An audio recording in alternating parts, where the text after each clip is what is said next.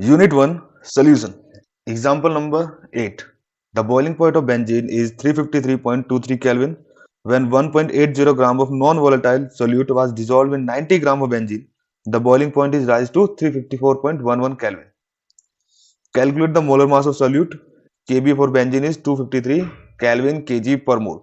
तो इस एग्जांपल के अंदर हमें सिंपली निकालना है मोलर मास ऑफ सोल्यूट। जो सोल्यूट हमने बेंजीन के अंदर डाला, बेंजीन हमने लिया था 90 ग्राम और सोल्यूट हमने डाला 1.8 ग्राम।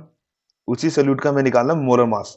हमें गिवन है कि बेंजीन का बॉइलिंग पॉइंट कितना होता है, प्योर बेंजीन का, एंड सोल्यूट डालने के बाद बेंजीन का मोलर वो बॉइलिंग पॉइंट कितना हो गया, ये भी हमें गिवन है। तो सबसे पहले हम लिख देंगे हमें क्या क्या चीजें गिवन है।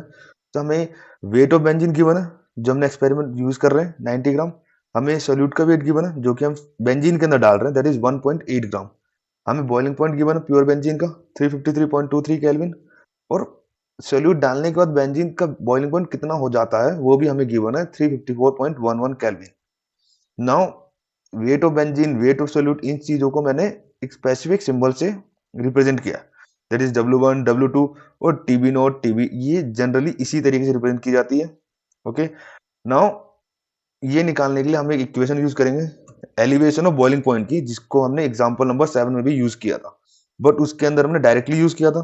बट इसके अंदर हम डायरेक्टली यूज नहीं करेंगे, इसे हम इसे सिंप्लीफाई करेंगे। पहले हम निकाल लेते डेल्टा टीबी, क्योंकि हमें यहाँ पे सिंपली गिवन हमें, तो हमारा डेल्टा टीबी होता है TB minus TB note.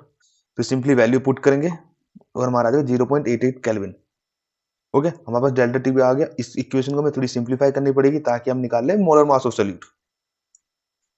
Now delta TB equals to KB into M. M हमारा होता है मोलैलिटी, पहले भी बता चुका हूँ। केबी हमारा बॉइलिंग कांस्टेंट है जो कि हमें गिवन है इधर। तो हमारा मोलैलिटी का फॉर्मूला होता है moles of solid divide by mass of solvent. Solid means solute. Okay, तो नाउ सिंपली इसको यहाँ पे पुट करेंगे, हमारा आ जाएगा moles of solute divide by mass of benzene.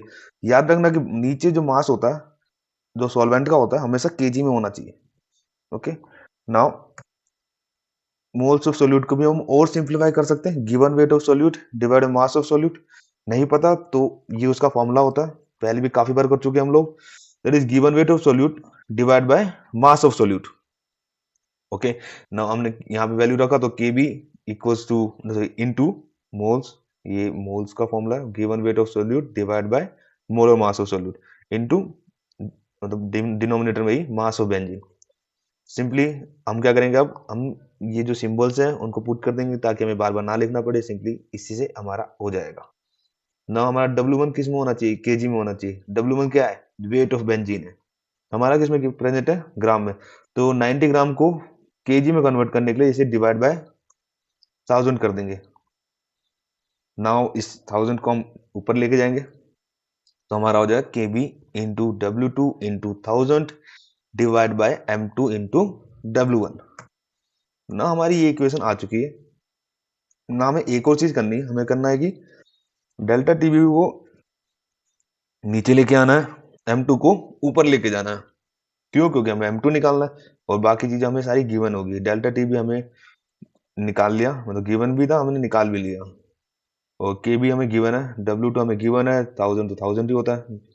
W1 हमें गिवन है, हमें M2 निकालना था। सिंपली इसको left hand side, delta TB को राइट हैंड साइड, और वैल्यू पुट करनी है हमने। तो यहाँ हमने वैल्यू पुट कर दी सबकी, और इसे जब कैलकुलेट करोगे आप तो आपका आंसर आ जाएगा 58 ग्राम पर मोल।